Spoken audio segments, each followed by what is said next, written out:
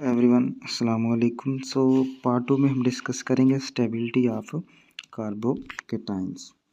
तो लास्ट में हमने डिस्कस किया था हमारा कार्बोकेटाइन क्या होता है, उसके अंदर कौन कौन सा प्रोसेस होता है, वो किस तरह के स्ट्रक्चर शो करता है, कौन सी उसकी प्रॉपर्टीज़ होती है, किस तरह का उसका बॉन्ड एंगल होता है और वो बनता किस तरह है। तो जबकि स्टेबिलिटी ऑफ कार्बोकेटाइन के अंदर अगर हमारे पास ऐसा कार्बन जिसके साथ पॉजिटिव चार्ज जो हमारा अटैच है, अगर उसके साथ हमारे पास एडजेसेंट के ऊपर इलेक्ट्रॉन रिलीजिंग ग्रुप लगा हुआ, जिस तरह हमारे पास कोई अल्काइल ग्रुप आ गया, ठीक है, तो वो हमारे पास स्टेबिलिटी को कार्बोकेटाइन की को इंक्रीज़ कर देगा। यही वजह हमारे पास एक जो हमारा टर्शरी होता है ना, ठीक है, टर्शरी कार्बोकेटाइन वो हमारे पास मोर स्टेबल होता है एज़ कम्पेयर टू सेकेंडरी, ठीक है, और सेकेंडरी ज़्यादा स्टेबल होता है as compare to primary carbocations. तो इट मीन्स हम कह सकते हैं कि हमारा जो इथाइल कार्बोकेटाइन होगा वो ज़्यादा स्टेबल होगा as compare two methyl carbocation. क्यों?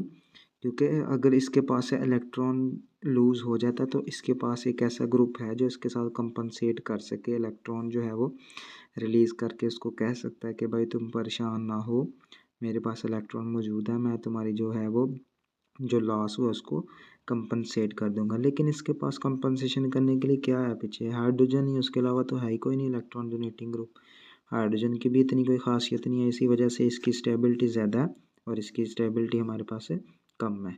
तो जबकि हमारे पास ये हमारा आ गया टर्शरी वाला इस तरह होगा कुछ, ये carbon 3 carbon direct tertiary greater होगा एज़ कम्पेयर टू सेकेंडरी, और ये ज़्यादा स्टेबल होगा एज़ कम्पेयर टू प्राइमरी। यानी कि डजेंट मीन कि हमारे पास ग्रुप अटैच है तो हम उसको सेकेंड फलां कह देंगे, नहीं। इलेक्ट्रॉन रिलीजिंग ग्रुप हमारे पास जो है, बेसिक ग्रुप जो इलेक्ट्रॉन रिलीजिंग जिसके अंदर हमारे पास अल्काइल ग्रुप वगैरह आते हैं वो अटैच होने चाहिए। तो जो हमारे पास ऐसे फैक्टर्स जो हैं वो रोल प्ले करते हैं इस केस के अंदर, वो हमारे पास सबसे पहला है electron donating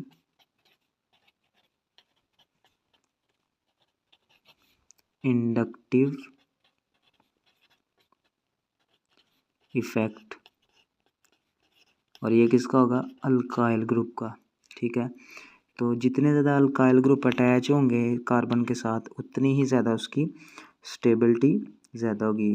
number of alkyl group जो है वो हमारे पास ज़्यादा होंगे तो स्टेबिलिटी के वो क्या होगा, डायरेक्टली प्रोपोर्शनल होगा, उतनी स्टेबिलिटी हमारे पास क्या होगी, ज़्यादा होगी।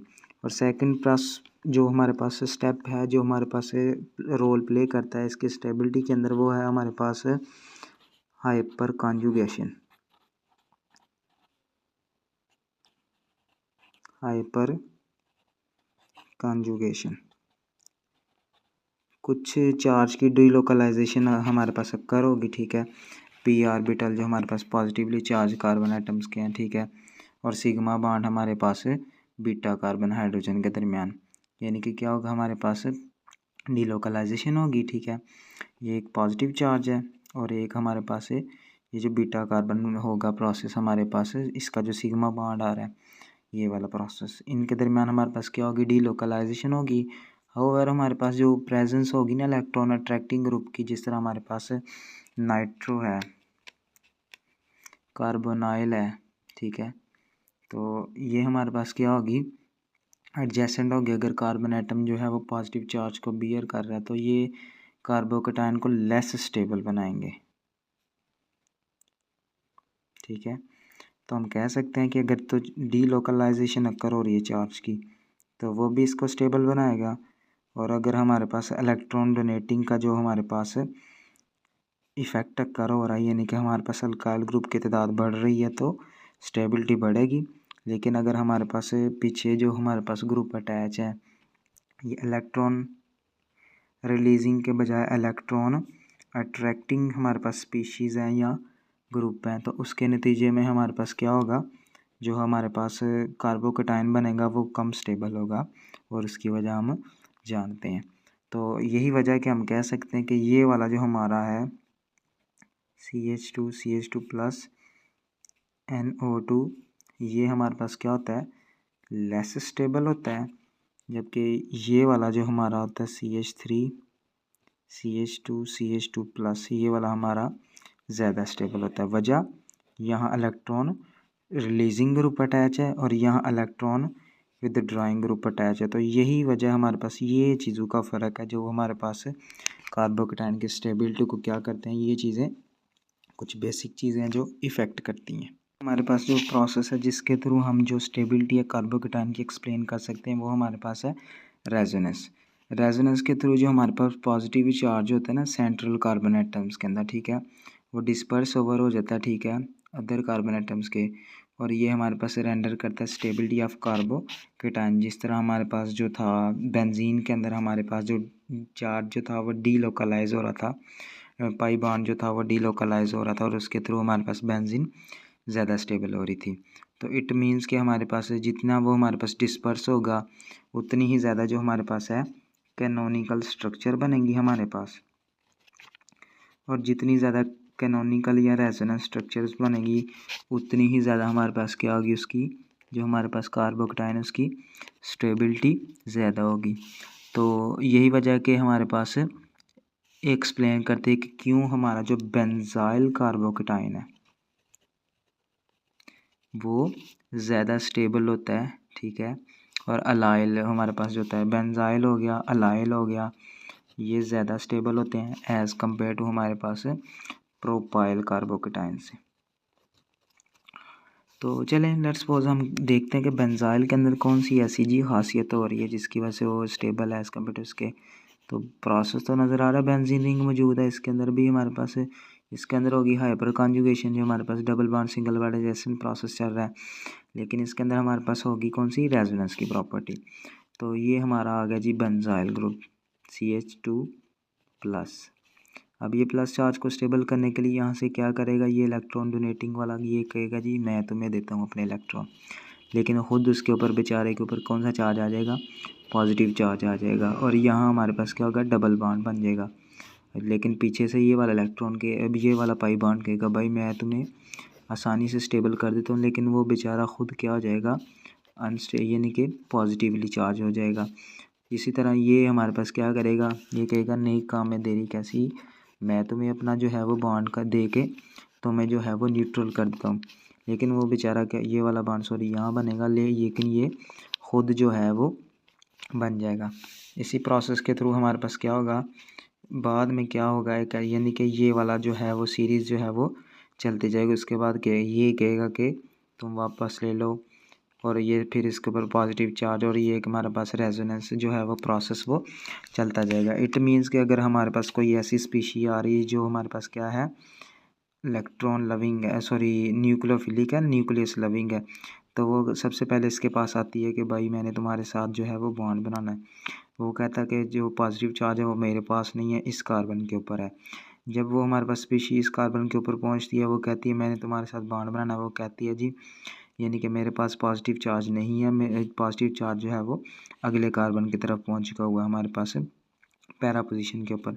जब वो पैरा पोजीशन के ऊपर पहुंचता है तो फिर वो उसको आगे पहुंचाए। इसी तरह एक हमारे पास रेजोनेंस का प्रोसेस चलता जा रहा है। यही वजह है कि हमारे पास ये रिएक्ट नहीं करेगा। किसी चीज़ की स्टेबिलिटी का क्या मतलब है कि वो रिएक्ट नहीं कर रहा, वो जिस हाल में है वो खुश है। इसी तरह ये तो था हमारा बेंजाइल कार्बोकेटाइन्स, बेंजाइल कार्बोकेटाइन्स। लेकिन अगर हम अलाइल की बात करेंगे तो अलाइल के अंदर हमारा क्या होता है कि डबल बॉन्ड सिंगल बॉन्ड। जब इसके ऊपर पॉजिटिव चार्ज आएगा तो ये हमारे पास कैनोनिकल स्ट्रक्चर किस तरह शो करेगा कि ये वाला जो हमारे पास ये इधर ट्रांसफ़र हो जाएगा और इस बेचारे के ऊपर खुद कौन सा चार्ज आ जाएगा, पॉजिटिव चार्ज आ जाएगा। तो और उसके नतीजे में ये जो डबल बॉन्ड है ये यहाँ शिफ्ट हो जाएगा, और इसका हमने नाम क्या है, ये हमारा अलाइल कार्बोकेटाइन है, ठीक है। इसकी हमारे पास कितनी कैनोनिकल स्ट्रक्चर आएंगी, 4, जबकि इसकी कितनी कैनोनिकल स्ट्रक्चर आएंगी, 2। तो जो ऑर्डर ऑफ रिएक्टिविटी होगा वो हमारा कुछ इस तरह होगा कि हमारा जो बेंजाइल का होगा, ठीक है, बेंजाइल कार्बोकेटाइन वो सबसे ज़्यादा रिएक्टिव होगा, उससे कम हमारा कौन सा होगा, अलाइल कार्बोकेटाइन, और सबसे कम हमारा कौन सा होगा, जो अल्काइल वाला जो है वो प्राइमरी अल्काइल वाला हम कह सकते हैं, यहाँ प्राइमरी अल्काइल या प्रोपाइल कार्बोकेटाइन जो हमारे पास है सबसे कम जो हमारे पास स्टेबल होगा, और सबसे ये भी कह सकते हैं हम कि सबसे ज़्यादा रिएक्टिव भी हमारा यही होगा। तो बेसिक जो हमारे पास रिक्वायरमेंट है कार्बोकेटाइन के स्टेबल होने के लिए कि ये हमारे पास जो है वो क्या होना चाहिए, प्लानर होना चाहिए।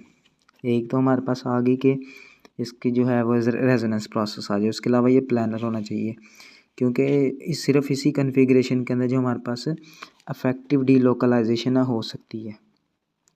अगर तो वो प्लानर के अंदर है ना, तो डीलोकलाइजेशन जो हो रही है हमारे पास चार्ज की वो इफ़ेक्टिव होगी, लेकिन अगर वो प्लानर नहीं है तो वो मसला क्रिएट करेगा।